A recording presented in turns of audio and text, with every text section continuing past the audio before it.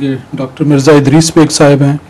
आप मुकर्रम डॉक्टर मिर्ज़ा इसहाक बेग मरहूम ऑफ कराची के बेटे हैं और इस वक्त ब्लैकबर्न जमात के सदर हैं। और दामाद किसके हैं? दामाद किसके हैं? डॉक्टर नज़ीर साहब। हाँ, डॉक्टर नज़ीर साहब मरहूम सरदार नज़ीर साहब सर अब्दुल साहब मेर सिंह की पोती से ब्याह हुए हैं। ठीक है ना? हजूर, ये सवाल हज़रत मुस्लिम माऊद रज़ी अल्लाह ताला अन्हु के एक शेर पर है। गैर मुमकिन को ये मुमकिन से बदल देती है, ऐ मेरे फ़लसफ़ी और ज़ोर दुआ देखो तो इसमें जब लफ्ज़ गैर मुमकिन को दुआ करते वक्त सोचा जाए तो किस हद तक गैर मुमकिन को इंसान सोच सकता है? गैर मुमकिन हर चीज़ अपने मुअय्यन माहौल के मुताबिक गैर मुमकिन कहला सकती है और एक और नुक्ता नज़र से वो गैर मुमकिन नहीं भी होती। इसलिए लफ्ज़ गैर मुमकिन की तशरीह सबसे पहले ज़रूरी है। खुदा ताला की वो तकदीर जो मुबरम है वो दुआओं से नहीं टला करती और उन तकदीरों में से एक हर इंसान का एक ब्लूप्रिंट जो उसकी तख्लीक के वक्त मुकर्रर हो चुका है, उसको खुदा ताला आखिरी उम्र अजल मुसम्मा फरमाता है। बस जो चीज़ या जो शख्स अपनी अजल मुसम्मा को पहुँच जाए उस पर कोई दवा कारगर नहीं होगी, क्योंकि वो खुदा ताला के कानून कुदरत के अटल होने के साथ ताल्लुक़ रखता है मज़मून। जैसे आप एक पुल को तामीर करते वक्त अगर अच्छी तरह उसका जायज़ा ले सकें, इंजीनियरिंग के लिहाज से उसके एक एक कल पुर्जे की उम्र मुकर्रर कर सकें, तो फिर जब उस पुल की उम्र मुकर्रर करते हैं, अगर वो उम्र तक पहुंचने के बावजूद भी जारी रहे तो वो मुकर्रर करने वाले की गलती है, उसके इल्म की कमी है। लेकिन अगर उसके इल्म की कमी ना हो तो नामुमकिन है वो उससे आगे बढ़ सके। इसलिए कुरान करीम इस मुद्दे को बार बार छेड़ रहा है कि वो मुअय्यन मुद्दतें जिनके मुतल्लिक अल्लाह ताला ने पहले से तय फरमा लिया है कि उस मुद्दत के लिए बनाई गई हैं, उन तक पहुंचना जरूरी नहीं हर एक के लिए मुमकिन हो। उससे पहले पहले भी मौत आ सकती है, उससे पहले पहले भी वो चीज़ ज़ाहिर हो सकती है। इसलिए जो दुआ है वो पहले पहले काम करती है, लेकिन वो चीज़ जब मुअय्यन मुद्दत को पहुंच जाए तो फिर आगे कुछ नहीं हो सकता। इसी तरह सूरज के मुतल्लिक, चाँद के मुतल्लिक, हर एक के मुतल्लिक खुदा ताला ने अजल मुसम्मा का जिक्र फरमाया हुआ है। चाँद सूरज मुस्तक़र्रिर लहा पे की तरह जा रहा है, सूरज के मुतल्लिक फरमाया तजरील मुस्तक़र्रिर लहा, उसकी ख़ास जगह मुकर्रर की हुई है अल्लाह ताला ने, उसकी तरफ हरकत कर रहा है। ये जो जगह है सूरज के इस ताल्लुक़ में, यहाँ मुअय्यन स्पेस की कोई जगह मालूम होती है, लेकिन बाकी सब जगहों में वक्त की मुअय्यन जगह वाज़ेह तौर पर बयान फरमाई गई है। ज़मीन, आसमान, सितारे, हर चीज़ के लिए वक्त में एक मुअय्यन जगह है। वहाँ पहुँचेंगे तो फना होना है उन्होंने। तो ये तो है मुबरम तकदीर, और ऐसी मुबरम तकदीर जिसके टलने का कोई सवाल ही नहीं पैदा होता। दूसरा मुबरम तकदीर का एक अंदरूनी अमल है जिसमें बाज़ कानून हैं जो मुबरम तकदीर बन गए हैं। लाग़लिबन्ना अना व रुसुली, खुदा ताला फरमाता है मैं और मेरे रसूल तो बहरहाल गालिब रहेंगे, तो हो ही नहीं सकता ना है। जो दो तरह से होता है, एक ये कि कौम आखिर मजबूर होकर मान लेती है, दूसरा ये कि कौम हलाक हो जाएगी, गलबा रसूल का ही होगा।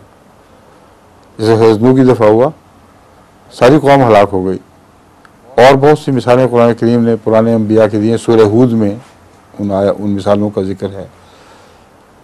लूत की कौम के साथ क्या हुआ और दूसरी कौमों के साथ क्या हुआ, उसमें कानून बुनियादी ये है लाग़लिबन्ना अना व रसूली। बचते वो हैं जिन्होंने आखिर मान लेना हो। हज़रत इब्राहीम की दफ़ा वो जो कौमें बचाई गई हैं, देखें वो सब आखिर मान गई। अब सारी दुनिया में सबसे ज़्यादा हज़रत इब्राहीम को नबी माना जाता है। यहूदी भी मानते हैं, ईसाई भी मानते हैं, मुसलमान भी मानते हैं, और इसी तरह दूसरी कौमों के जो पुराने बुजुर्ग हैं, चीनी जो है वो कन्फ्यूशियस को मान रहे हैं। अपने अपने वक्तों में जिनकी कोई हैसियत नहीं थी, मूसा अलैहिस्सलाम थे, फ़िरौन मिस्र, तो वो मम्मियों में मिलते हैं ना। और कौन है जो फ़िरौन की तरफ मंसूब होकर अपना सर ऊंचा करे? सारी कौमें ख़त्म हो गई, एक मूसा का नाम बाकी रह गया। तो एक तारीख़ इस तरह लिखी जा रही है, अगलबन आना और रसूल की तारीख़ है, और मौरख़ीन इससे बेवकूफ़ी की वजह से गाफिल हैं। हालांकि यही हकीकी तारीख़ है जो गैर मुबद्दल है, अनमिट तारीख़ है। सारी कौमें गवाह हैं अपनी ज़िंदगी के, अपनी ज़िंदा हैसियत के तौर पर गवाह हैं कि हम वही हैं जो मूसा से मंसूब थे, इब्राहीम से मंसूब थे, ईसा अलैहिस्सलाम से मंसूब थे, वगैरह वगैरह। तो ये दूसरी किस्म की तकदीर मुबरम है जो उसकी साख्त से ताल्लुक़ नहीं रखती किसी चीज़ के, बल्कि खुदा ताला के ऐसे कवानीन से ताल्लुक़ रखती है जो उसकी ज़ात की जबरूत से वाबस्ता है। यहाँ उसके गलबा आना, उसकी जबरूत, उसकी ज़ात की जो अज़मत है, उससे एक बात वाबस्ता हो चुकी है। जैसे वो अटल है, उससे ये भी अटल होगी। तो इसी तरह तकदीर के मुख्तलिफ हिस्से हैं, तबक़ात हैं। उसके अलावा बीमारियां हैं बहुत सी, जिनमें बाज़ दफ़ा इंसान समझता है कोई इलाज नहीं। वो जो बीमारियां हैं उनमें अगर खुदा ताला की तरफ से कोई और तकदीर कार फरमाना हो रही हो जिसका हमें इल्म ना हो, तो दुआ किताबें हैं। हमने देखा है बहुत सी बीमारियां ऐसी हैं जिनमें खुदा के फजल से जहाँ गैर मुमकिन चीज़ दिखाई देती थी वो दुआ से हल हो गई, और बाज़ मामूली बीमारियां भी नहीं हल हो सकें। तो ये जो बारीकियां हैं तकदीर की, ये जब दुआ और तदबीर के साथ मिल जाती हैं तो फिर इनका समझना हर तफसील के साथ बड़ा मुश्किल काम है, क्योंकि एक तकदीर वो है जिसको तदबीर और दुआ मिल के फिर बनाते हैं और उस पर असरअंदाज हो जाते हैं। एक तकदीर वो है जिसमें तदबीर सिर्फ अकेली काम कर रही है, दुआ की साथ शामिल नहीं है। उसका तकदीर पर, उस तदबीर का तकदीर पर कुछ असर होगा, उससे ज़्यादा नहीं होगा। लेकिन जहाँ दुआ शामिल हो जाए वहाँ फिर ऐसी चीज़ें जो मुबद्दल हैं, जिनमें तब्दीलियाँ मुमकिन हैं, उनमें गैर मामूली गहरे असरात मुतरत्तब हो सकते हैं। तो हज़रत मुस्लिम मौद का वो शेर, गैर मुमकिन को ये मुमकिन से बदल देती है, यहाँ ये मुराद नहीं है कि हर गैर मुमकिन मुमकिन से बदल जाएगी। मुराद बाद मुअय्यन वाक़यात हज़रत मुस्लिम मौद के ज़हन में होंगे, जहाँ मसलन हज़रत मसीह मौद अलैहिस्सलाम की बाज़ दुआओं के नतीजे में एक कुत्ते का काटा हुआ पागल हो गया था मरीज़, जो शफा पा गया, उसके आगे औलाद भी है। तो हज़रत मुस्लिम मौद के ज़हन में इस किस्म के वाक़यात मेरे ख़्याल में हैं। वो बातें जो नामुमकिन दिखाई देती थी हज़रत मसीह अलैहिस्सलाम की दुआओं से मुमकिन होती चली गई। कुछ अपनी दुआएं जहन में होंगी, तो वो चीज़ें जो फ़लसफ़ियों को दिखाई जा सकती हैं। देखो तुम्हारे नज़दीक इसका कोई इलाज नहीं था, देखो तुम्हारे नज़दीक लाइलाज होने के बावजूद जब दुआ की गई तो इसका हल हो गया। जैसे कि मैंने एक मिसाल दी थी, वो एक अमेरिकन डॉक्टर की तरफ से की मिसाल दी थी। वो जो मैंने एक दफ़ा मिसाल दी थी उसमें इत्तेफाक से एक ही किस्म के वाक़यात दो जगह से अलग अलग आए हुए हैं, 2-3 जगह से, कई बल्कि ज़्यादा जगह से। उस वक्त जिस शख्स का मैंने बयान किया था उनकी नेशनैलिटी वगैरह बयान करने में गलती लग गई, मैंने हिंदुस्तानी कहा था, लेकिन बाद में मैंने वो ख़त देखा तो वो और था। मगर मैंने ही यही वाक़यात जिसकी मैं बात कर रहा था वो बहुत सी जगह हो चुके हैं। यानी प्लेसेंटा प्रीविया का आगे यूट्रस के मुंह के साथ जुड़ जाना और बच्चे का एडवांस होकर इस उम्र तक पहुंच जाना कि वो अब पैदा होने वाला है, जब वो आहिस्ता आहिस्ता खुलना शुरू हो जाता है, वो ब्लीडिंग अभी पूरी एक्सेसिव नहीं मगर इतनी ब्लीडिंग, यानी इतना खून का अखराज शुरू हो गया कि डॉक्टरों ने कहा कि अब जल्द से जल्द अस्पताल पहुंचो और ऑपरेशन से होगा, या उससे कुछ पहले की बात। डॉक्टरों को समझ आ गई कि अब मामला ऐसा है, इसमें लाजिमन बच्चे की माँ की जान का ख़तरा भी है, बच्चे का भी ख़तरा है, और ऑपरेशन के सिवा चारा कोई नहीं। अब यहाँ जो मैं बात बयान करना चाहता हूँ, पहली दफ़ा जो दरियाफ्त हुआ है उसका इलाज, वो इलाज दुआ से दरियाफ्त हुआ है। ऐसे मरीज़ के लिए परेशानी की हालत में दुआ की गई और फिर दवा दी गई, दुआ ने काम किया। अब वो दवा जिसने काम किया है उसको मैं आगे देता हूँ तो काम करती है। तो साबित हुआ कि यहाँ दुआ और तदबीर दोनों इकट्ठी हुई हैं। दुआ के ज़रिए तदबीर दिखाई गई है और वो तदबीर आम कानून कुदरत है। अभी हमारी मिसेस हफीज़ भट्टी चीरी बेगम ने ये मेरा जो प्रोग्राम था सुनकर मुझे भिजवाया कि एक ख़त भेजा है कि बैन ही ये वाक़या फ़लाँ मरीज़ा के मुतालिक फ़लाँ जगह का हुआ है। उसने इनको ख़त लिखा था, इन्होंने जवाबन होम्योपैथिक दवाई तजवीज़ की और वो अल्लाह ताला के फजल के साथ उसी तरह काम किया। बल्कि उसमें उसने लिखा है कि डॉक्टर ने कहा था कि ना, डॉक्टर नहीं, उसने लिखा है कि हुआ ये कि जब बच्चे के दिन करीब आया और डॉक्टर ने जोर डाला कि फ़ौरन अस्पताल पहुंचो, तो एक दिन शदीद दर्द उठी पेट में और हरकत सी हुई और एक जगह ख़ास तौर पर बहुत दर्द उठी। तो डॉक्टर के पास गई फ़ौरन। तो लेडी डॉक्टर ने जब एग्जामिन किया तो उसने कहा ये ऐसी बात है जो आज तक मेरे इल्म में कभी नहीं हुई। तुम्हारा प्लेसेंटा प्रीविया वहाँ से उखड़ा है, जहाँ लगना चाहिए वहाँ जाके लगा है। जब वहाँ लगा है तो उस वक्त में उसकी दर्द हुई है, उस स्पॉट पर दर्द हो रही है इस वक्त। और ये बातें ना उसी शेर के ताबे हैं, गैर मुमकिन को मुमकिन से बदल देती है। ऐ मेरे फलसफी जोर दुआ देखे तो, मगर जोर दुआ बाद दफ़ा कानून कुदरत दिखाने में काम आता है। और ये मजमून और सूरतों में भी हमारे सामने है। मसलन हमारे थे ना, हमारे सिंधी मोल साहब, क्या नाम था उनका, पेशावर बशीर साहब के वालिद,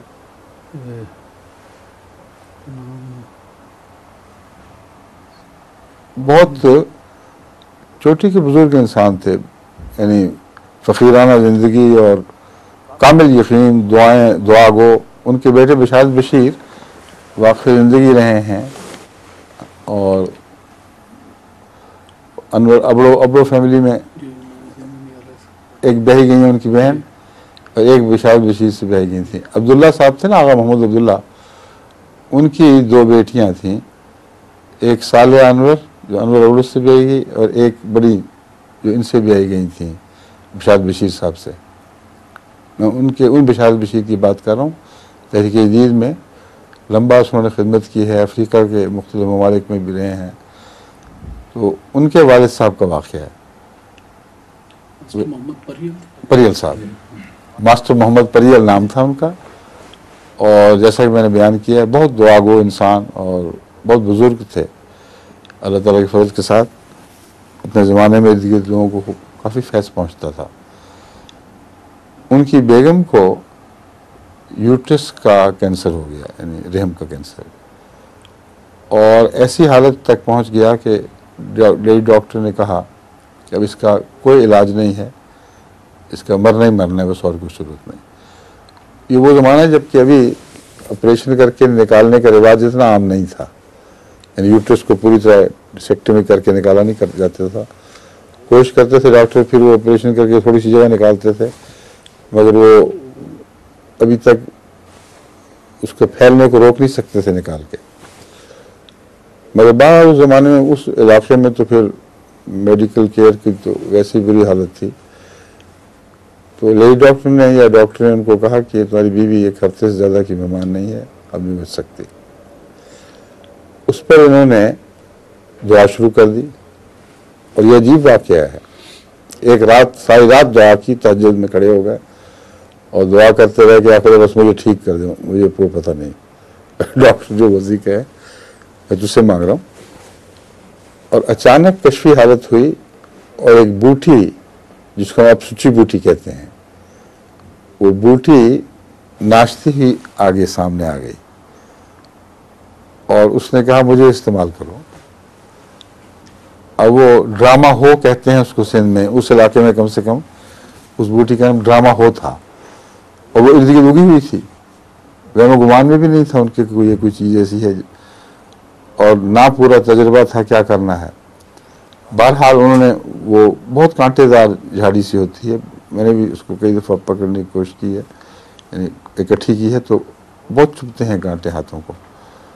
वो उन्होंने तोड़ी, उसको ड्राई किया, कूटा और रात को एक चुटकी भर, बड़ी सी चुटकी लेके 1 गिलास पानी में डाल दिया और सुबह निचोड़ कर उसको पानी को 3 हिस्सों में किया। आज एक दफ़ा दिया, फिर दोपहर को खाने के साथ, फिर शाम को, और 1 हफ्ता इसी तरह इस्तेमाल कराते रहे। और 1 हफ्ते के बाद बजाय इसके कि वो बीवी मरती, वापसी की सारी इलामतें पैदा हो गई पूरी जोर से। खाना पीना, खेलना, हंसना सब शुरू हो गया। वो जारी रही दवा, कोई और इलाज नहीं हुआ, बिल्कुल ठीक ठाक। उसके बाद जितनी देर वो जिंदा रही हैं वो आम तरीके पे रही हैं, इस कैंसर से नहीं मरी। ये जो वाक़या था, ये भैमुनव्वर हमारे जो बड़े भाई डॉक्टर थे, उनके इल्म में जब आया तो उन्होंने फिर यूनाइटेड नेशंस के मुतल्लिका इदारे को भी भेजा था और उस पर एक इंटरनेशनल मैगजीन में एक आर्टिकल भी शाया हो चुका है इसी बात पर कि डॉक्टरों ने जब इस बूटी की तहकीक की तो इसको मुफीद पाया, यानी यूट्रस के कैंसर में वाक़यातन मुफीद देखा गया। अभी कल ही मेरे पास एक खातून आई थी जिनकी यूट्रस के कैंसर की तकलीफ थी और उन्होंने मुझे बताया कि मैं यही खा रही हूँ और अब वो लेडी डॉक्टर को दिखा के कहते बिल्कुल ठीक ठाक, कोई तकलीफ नहीं। अब मैंने कहा जारी रखें इसको भी। तो ये दूसरी मिसाल है उसी बात की कि दुआ के ज़रिए आपको एक दवा दिखाई देती है और वो दवा कानून कुदरत के अंदर मौजूद इसीलिए है, आपको पता नहीं। चुनांचे वो जब इस्तेमाल करते हैं हर दफ़ा काम करती है। तो हर मरीज़ के लिए दुआ तो नहीं की जा रही, मगर दुआ ने जो दवा दिखाई वो दुरुस्त थी, समझे। तो एक और तरीक़ा है ये गैर मुमकिन को मुमकिन से बदलने का। बड़ा लंबा मजमून है, मगर आपका एक ही सवाल है जो अगर इसी में लगे रहे तो फिर बाकियों को वक्त नहीं मिलेगा। ठीक है, फरमाइए।